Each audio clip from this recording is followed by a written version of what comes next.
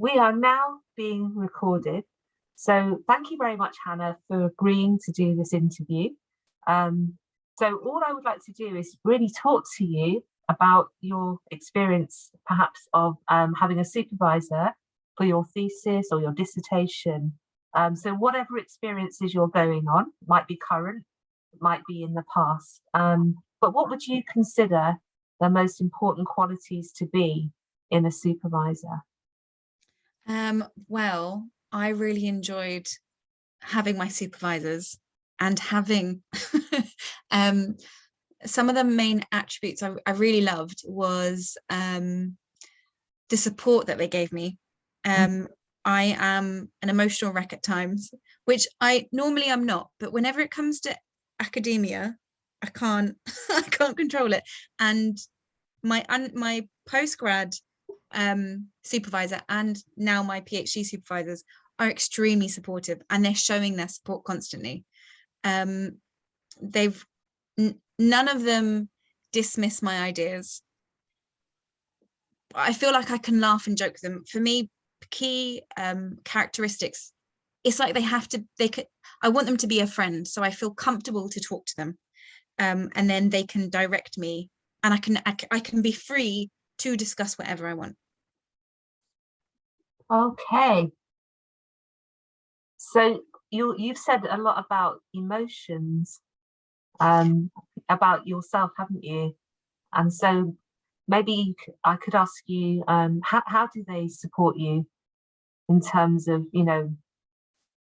that being very important for you, isn't it? How you're feeling emotionally about whatever you're researching.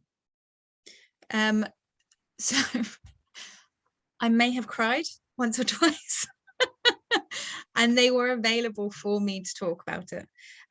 Recently, I've had my supervisors here, which is in a way, it's kind of nice to see straight away they're supportive. They have not only had my back on different things, but they have showed their annoyance on things on my behalf for other aspects more than I have. So it allowed me to not be embarrassed to be annoyed, or I could be very free with my emotions. And I realized I feel like it's getting really deep now. I don't know. only please say what you're comfortable with. I was gonna say, I don't really know who I can trust. I can. I do. But I think very much that they have allowed me to they've made me feel comfortable enough to be able to message them whenever, and I then don't get anxious or worried that I'm annoying them. I mean, I still do get worried, but even the follow-up message, they again confirm to me it's fine, you're not being dramatic. So there's a lot of sorry. things that you're identifying about the relationship and the importance. I'm paraphrasing really, aren't I?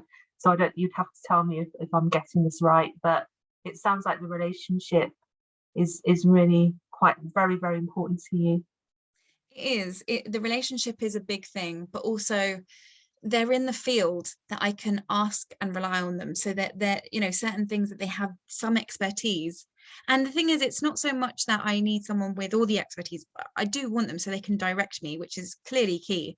But I do think it is this is emotional support throughout it, because it's just, when you don't get the grade that you want, or when it's going down a different path, you feel comfortable to talk to them, and it's really what you need, especially being so long into this, it's going to be 3 years of just intense stuff.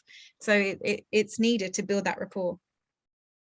And apart from those things, are there any other things that you think are important about supervisors?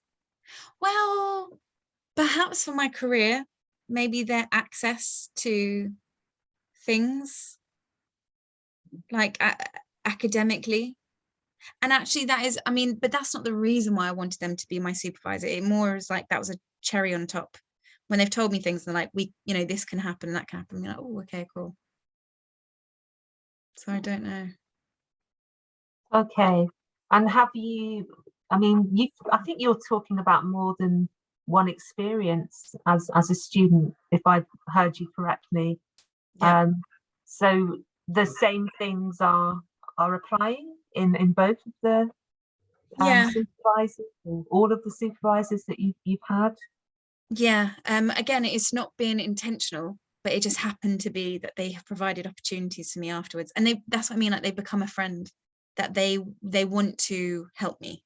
So they would send, like, my supervisor for my master's. I graduated my exec master's in 2015, Yeah. and I've still messaged him this year. You know, like he's still someone that he has helped me continually the whole time. So it's a good relationship. Yeah. No, that's certainly what I'm hearing very strongly, in what you've said and what you've described. Yeah. So is there anything else you think I should, that you would want to add, or is that pretty much it, do you think, for yourself? Yeah, I think that's it. I think Yeah. that's Okay. Well, thank you very much for sharing your experiences of what you consider makes a good supervisor. Thank you very Thank you, much. Hannah. Thank Thank you. you. Bye. Yeah, it's on now. Hello, Nushra. Hi, Hannah. Thank you for coming today. I was just wondering if you'd be happy to discuss, an important conversation regarding your supervisor for a dissertational thesis, and really what you think's most important aspects of quality, or the qualities. I'm saying it so wrong. I'm trying to make it bigger than it is. What are the most important qualities you think a supervisor must have when you're completing your dissertational thesis? So Yeah. go for it. So what do you think? Are there any things that come straight out to you? So right now, it's a new relationship. I have two supervisors supporting me with my PhD. I had lots of thoughts about what that would be like beforehand. My biggest fear was I wouldn't find anybody because it's so unusual. So I'll speak as somebody that's, is doing social work, and knowing that it's not as if there's lots of social workers that have written about the topic that I'm interested in. So I was really, really anxious that even if I'd got a good research question, it would just be rejected because, there'd be no academics out there that have got any sort of, maybe, that familiarity with my topic. So I was so grateful that two people came forward. For me, they would have to share some passion about kind of like the basis of my research. So I would want to think that we had, I don't know if empathy is the best word here, but some kind of shared like values or belief system or whatever around, what that's always been foundational for me anyway in social work. So I think I really needed to know that, that they would care actually. They would care about my research. It's not just a piece of research, even though they might have lots of other people they're supervising, and in a sense, it may be that for them. But I need to feel like they're really invested in what I'm doing, and that has to be genuine, actually. And I guess I was very insecure about whether, I'd be able to do this research because it's really unusual, whether it'd ever see the light of day. So yeah, there was a lot of gratitude. So I was probably, in a sense, it's like, my gosh, somebody wants to supervise me. Oh my, yeah, that was overwhelming. And then I kind of knew of both of them actually, because it's a small world, and through association, people talk to one another. And in a sense, it's like, there are different people, aren't they? And some people have got egos, and some people have got reputations. And I'm not going to name any names, but there are other people that maybe personality wise, I could have felt more sort of like a level of intimidation, or their reputation goes before them or something like that. And it was good to meet the two people that supervise me and find the humanity in those people. That's really important to me. So yeah, I guess you've got to, I need to feel comfortable. I need to feel comfortable. It's not great if you know, you really, so that's all.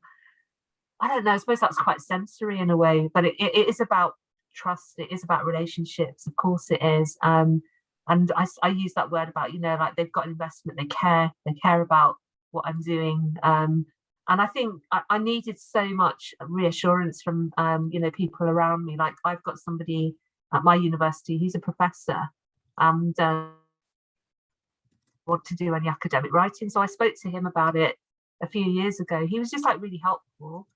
And then another colleague who's gone and left, but I met up with him, and he said to me I could send him my my proposal, and then getting his approval and just get that for me was like critical. It's like, what do other academics think who are actually supervisors, you know, for theses and dissertation, really, you know, need their approval. I want their mark of approval on what I'm doing. I know we're only at the beginning. I know it can go in different directions, but in a way I had a real desperate need to say, you know, yeah, it's legitimate. You know, the thing that you want to look at there, it's a legitimate thing to want to do.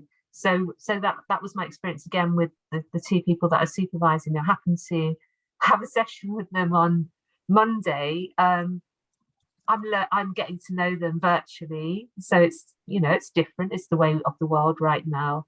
I might have knowledge of some of, well, I have actually, of their publications, the fact that one of them, you know, his particular research, people know about it, and it's good, and it's something I can I can relate to professionally and think, yeah, credibility wise and everything. But no, I think it is about their personal attributes as the supervisors, because they could be brilliant, but, you know, I might find it very, very difficult to relate to them, and it could be a really tense relationship. And I think I need to sort of develop the relationship with them, because how often do we meet? Is it every 2 months, or I don't know what it is, but maybe every 6 weeks? You know, it's going to take time to develop, but there is humour there, because humour's dead important to me as a coping mechanism in life, I think. So for me, it's like, it's a shame if people don't get your humour, isn't it? So, you know, they've got theirs as well, and it's like, well, that's an icebreaker, and that kind of makes it a bit warmer, and, you know, and then being honest as well. And, you know, so they actually said to me, oh yeah, some people never fill in the forms that you're supposed to. I do fill in my forms, of course I do, but just like, you know, again, reassurance of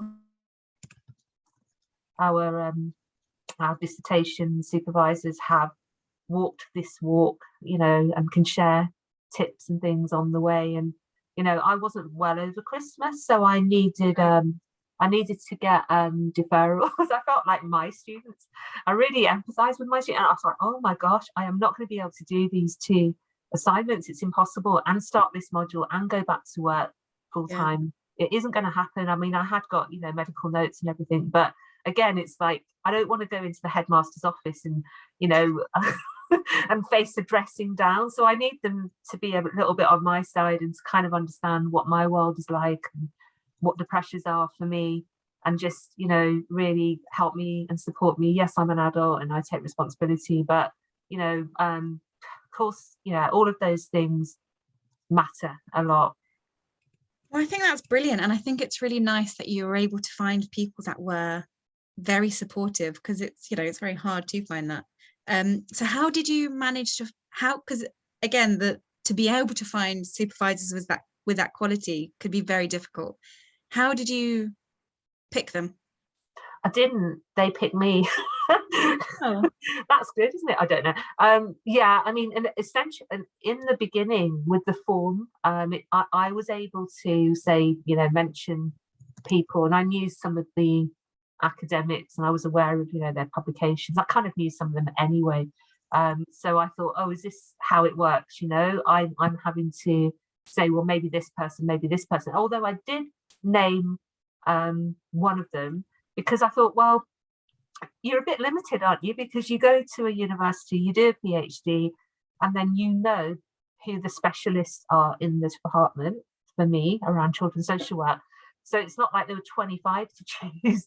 There was probably a handful, if not less than that. So it's pretty, the choice is narrow anyway. So I kind of thought, oh, I better name this person, that person. But, it was so random. I thought, I don't know if any of these people, I don't know how they do it. But anyway, yeah, the one person I had named who I didn't really know, he ended up being my supervisor. And the nicest thing he said to me, I know somebody who, you were their social worker.